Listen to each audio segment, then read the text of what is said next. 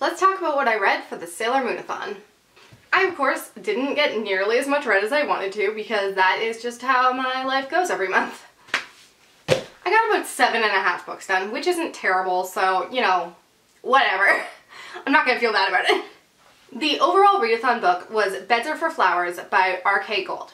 This book is about a world that's lost its color. It's a book where these children have to go on a quest to save their dying father. Or not even really to save him, but to help him get to the afterlife. They go on this quest with a reaper in order to do this. This normally isn't the type of thing I read, so like take my review with a grain of salt because this just really is like the complete opposite of what I read. I don't know if this is considered middle grade or young adult or what, but I do feel like it feels kind of middle grade, and it's pretty much a fantasy, which I don't read any fantasy, and I don't often read middle grade. I say I don't often. I've never read a middle grade book other than when I was in middle grade, so I just feel like my review isn't like worth much for this book, but I will say that right from the beginning, the book really throws you into it. Like, right from the first chapter, it's just like, here's this world, and there you go. Like, you don't get enough explanation for me because I feel like my mind couldn't process everything that was happening. And I feel like that was my biggest complaint with the story, was just that, like, I was confused and I didn't totally understand what was going on at any given time. But, like, I really did like the message of the story, and I did think that there was also a lot of really nice and really beautiful imagery. I liked the characters, though I thought they were a little bit one note. I enjoyed the story, I just wish I understood the mechanics of the world a little bit more. And I would give this 3 stars. My group book for Team Neptune was The Bells by Dhonielle Clayton. This is a book about a world where beauty has been stripped away, and there are these group of people who can, called the Bells, who can give back this beauty and kind of like warp the images of people's features, their like skin tone, their hair, their eyes, their body shape. They can do that with this magic that they have in them. I listened to this on audiobook on Audible. I did not love this. I will say that I feel like I'm one of the only people who didn't like this. Everyone else in my group seemed to really enjoy it. I personally was not into this at all. Actually, that's not true. When it first started, I was actually really into it, and I listened to a big chunk of it at once. And then when I went back into it and listened to a little bit more, I realized I was halfway through the book and like nothing had happened. I felt like all the characters' relationships to each other were, I want to say that they were complicated and complex, but like they weren't. I just didn't understand them. The main character and her best friend seem to have this weird competition between them, yet they continuously talk about how much they love each other, and she'll like constantly worry about her, but it doesn't, whenever they're together or talking, it doesn't even seem like they like each other. And then the love interests, I guess I could say that there are 2 love interests. One of them I was fine with, but the main one, the one that I assume you're supposed to have interest in, I didn't like him from the start. I had no interest in him whatsoever. And I didn't really understand why I would have interest in him. There was nothing interesting about him. I felt like they were trying to make him that character that you see in every YA novel where he's kind of like quippy and sarcastic or whatever, but like I just got nothing from it. I just felt the biggest problem with the book for me was that the book was just so repetitive. Every single chapter felt the same. It was just the main character. She'd worry about her sisters and wonder where they were, and then people would just tell her like, don't worry about it, that's not for you to think about. And then she'd do some arcana, and then she'd have some interaction with a love interest that she wasn't supposed to be talking to, and then the chapter would end, and then the cycle would repeat itself. I thought the main character's relationship with the antagonist of the story was the most interesting part of the story, and I didn't get nearly enough of that. I actually thought the antagonist was the most interesting character of the whole story. I wish it was from their perspective, because that would have been 100 times more interesting. I thought they were actually a pretty interesting villain, although I will say, like, you see it coming from the beginning, and I think that's something that bugged me too, is there were no, like, shades of gray, or, at least for me, from the beginning, any character I thought was bad from the beginning was bad. Any character that I was supposed to think was good. Like, nothing happened. I don't know. I found so much could have been done with the world, and it just didn't really feel like anything was explored. I did find things finally got interesting near the end, but like when I looked out, I was 85% of the way through the book. And yeah, the ending was really good, but it just felt like this first book was just treading water to get to the second book. Like they wanted the second book, and they just spent all this time in the first book setting the second book up, when the first book feels like it could have just been like a prologue or something. I give it a 1.5, which I know is really harsh, but I think it's just because I was expecting it. I was expecting myself to enjoy it, and I just was so let down. Next book I read was Liar Liar by M.J. Arlidge. This is the fourth book in the Helen Grace series. It's basically just a crime series about Detective Helen Grace. She solves crimes. I continue to love this series a lot. I love Helen Grace as a character. I love that it's kind of no nonsense. This book is about a series of arsons that take place, and people are dying in these arson attacks. I love that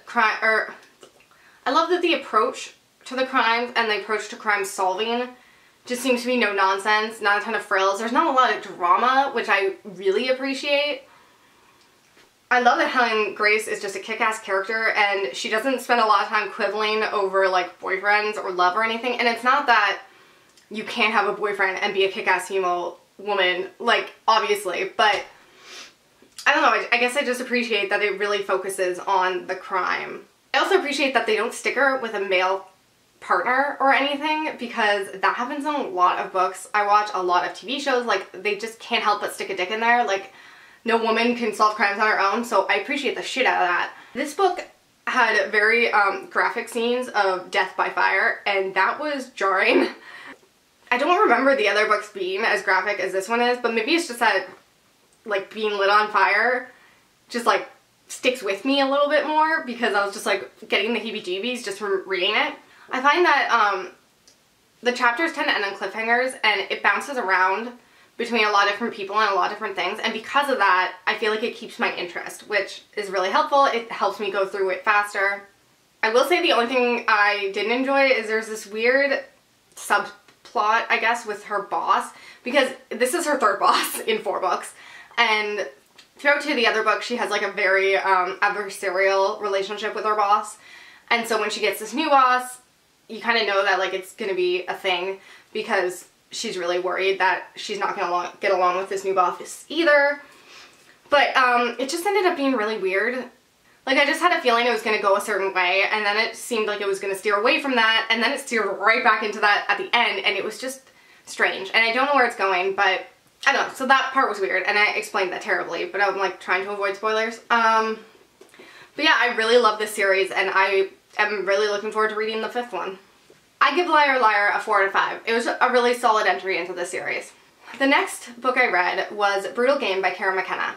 This is a sequel to Willing Victim, which I loved. It's like one of my favorite smut books that I've read recently. So the second book follows along with this couple from the first book. The thing about the second book is it really just feels like a little portion of their life instead of like an overarching story. Because this isn't about them getting together, this isn't about them getting to the altar, it's not like about them getting to a certain point, like most of smut books are, I feel like. One of the things I liked about her first book, and what I like about the second book as well, is that it feels like a real relationship.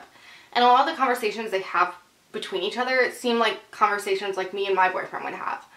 This book kind of revolves around one incident in their relationship where the female character, Laurel, accidentally gets pregnant, and then she suffers a miscarriage. And I really appreciated that got shown in this book, because like it just doesn't get shown a lot in literature or movies or TV shows. Like, it's just not something that's that talked about. This was a novella, so I wish they had time to explore it more, because I feel like it didn't get the time it deserved, but they did explore it a little bit. I haven't had a miscarriage, so I can't speak to like the representation.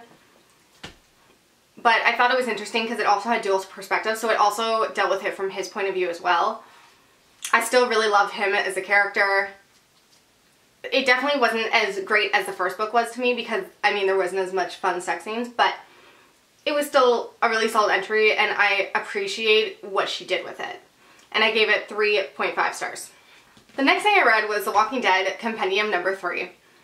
I don't have a lot to say about this. I really enjoyed it. That's how I feel about most of the Walking Dead things. I didn't enjoy this one as much as the other ones, only because it's the part of the show I don't like, and it wasn't better in the comics, really.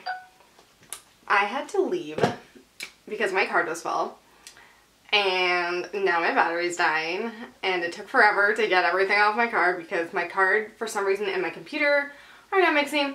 I'm just not in the mood to do any of this anymore, so I'm gonna try and fly through this shit. I'm also gonna wear my glasses for the rest of this video because I'm getting fed up. Okay, the next book I read was The Deal by Elle Kennedy. This was the first Elle Kennedy book I had ever read, but I'd heard lots of good things about her, and that's why I picked it up.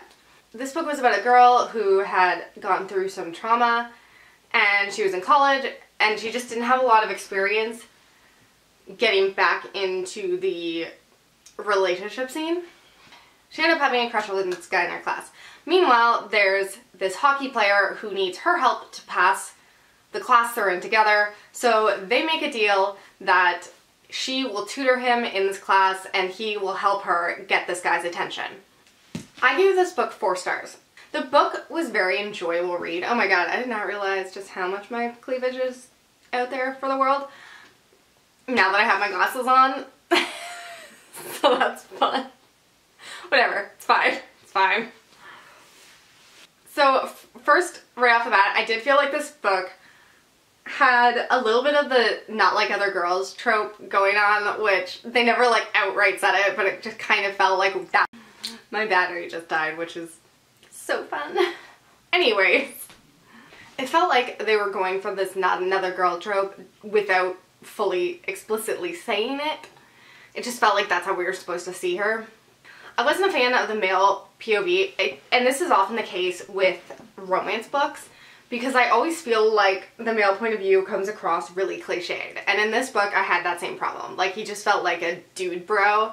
Like, oh man, look at those tits and that sweater. Yeah, she's got a nice ass. Like, which, okay, maybe that is the way men think, but like, it just felt a little cliched. And a little over the top at times. I did really love him though. Like, I just didn't enjoy being in his head. As a character though, I thought he was pretty great. I thought they were both really great, but I especially liked him. He just felt like a really well-rounded male love interest, which I definitely appreciate as someone who's read a lot of smutty books where that is not the case. The best thing about this book was the banter. They just had great back and forth and great chemistry, so I loved that. I also just felt like they dealt with things in an unexpected way because it was like a realistic way. They dealt with things in a mature way. Like, any time they would get into like some crazy fight or some like obstacle or conflict would come up, I would roll my eyes and be like, okay, like, here we go. And now things are about to get really dramatic, but no, they would just like have a conversation about it together. And I'm like, oh, okay, these people are actual adults. Like, this is how, you know, most people in real life would deal with things. But that's not how I was expecting, because when you watched like a CW or a show or something, like, that's what I was expecting, just like dramatics. The only thing I will say is there is a conflict near the end that doesn't go the realistic way. It goes kind of in an annoying way that I don't like. It's just kind of a cliched thing that I feel like I see in a lot of teen shows. So I wasn't a fan of that, but it didn't go on for too long, so that was okay.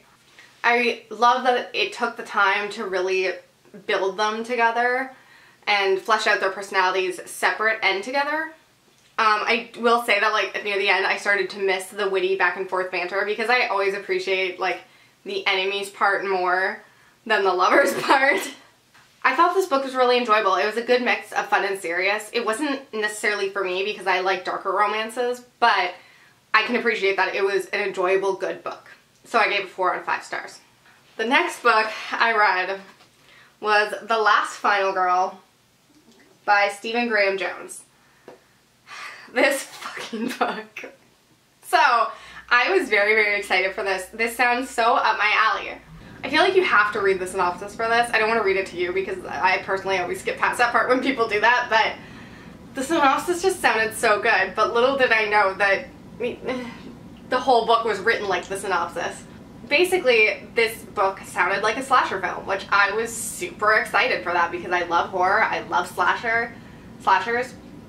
And basically it sounded like this final girl decides that she wants to be the last final girl, like the top dog, you know, the final girl to end all final girls. And I was like, that's incredible.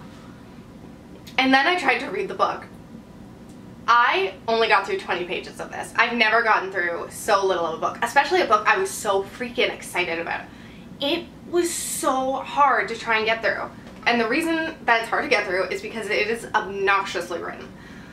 So basically this book is written like a movie, except not like a movie script. Like, I've read scripts. I understand how to read a script. This is not a script. It's just written as if someone's watching the movie and then like repeating it onto paper.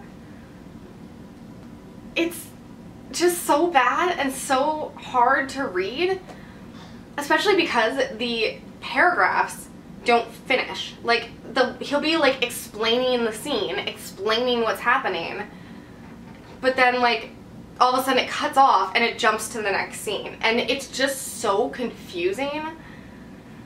Oh god, I was so aggravated.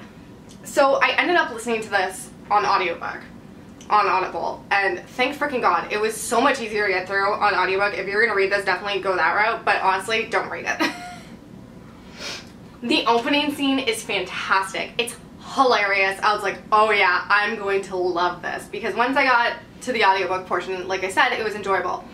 And yeah, the opening scene is just so freaking epically great. It's a slasher scene, but it's so cheesy and so ridiculous and fun and goofy. And it was just really good, so I was like, if that's what I can expect, that's great. But it never got better than that scene. It was a really quick book, like it's a really short book, so the audiobook was like 5 hours long. I was listening to it on double speed, and so I was going through it really quickly. All of a sudden I looked and realized like, oh, I'm 50% of the way through this, and like it hadn't gone anywhere. It felt like they were still setting up characters and who was who, and it turns out it was going nowhere. Like, nobody was really getting killed or really dying, and the few people who did die, it just kind of happened so randomly. I was like, oh, like you didn't even notice it. Like, you're just like, oh, I guess that person died. Okay. It definitely leaned a little too heavy on the self-aware meta end of the spectrum, which normally I love, but it just got kind of annoying after a while. And definitely felt a little gimmicky. What I wrote down was, it was kind of like coming in halfway through a slasher from a side character's point of view. And yeah, I do think that's true. Like, it really does feel like you're coming in halfway through the movie. And the character whose point of view this book is from is not like a main important character. She's kind of a nobody. So, I don't know, a lot of this book just doesn't really do it for me. And also, the thing that's supposed to be, I guess, be a surprise at the end, or part of the thing that's supposed to be a surprise at the end, it's not a surprise because it's in the fucking title.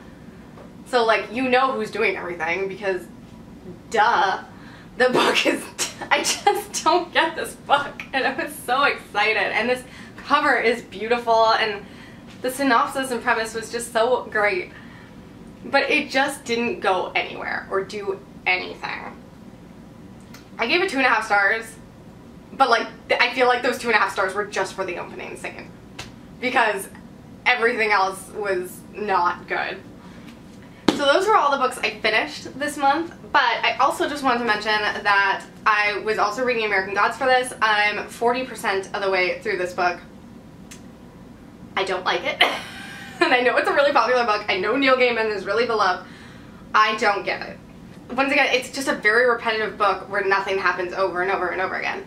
The main character, Shadow, he gets hooked up with this god, and he is kind of like his bitch boy.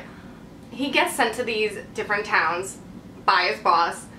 He'll show up in this town, meet someone new who's like a god or whatever, and they'll hang out for a couple days and have some existential conversations, and then he'll leave and go to the next town. Like, that's all that happens. I've read like 300 pages, and I'm like, what? It's so boring. Like, so boring. Shit better be picking up in the last 60%, I tell you, because holy crap. I don't get why people love this. I will say the first chapter was interesting. It took a strange turn and I was like, okay. Yeah, the rest of the book has not done that. It's just a whole lot of nothing happening, so I don't know. I'm gonna get through this slowly, I guess. So that was my wrap up for the SailorMoonAthon. I had a really good time. This was the first readathon where like I was in teams and we were in a chat group together, and I thought that aspect was really fun. So I hope to do more readathons like this, and I hope you enjoyed this video. Bye.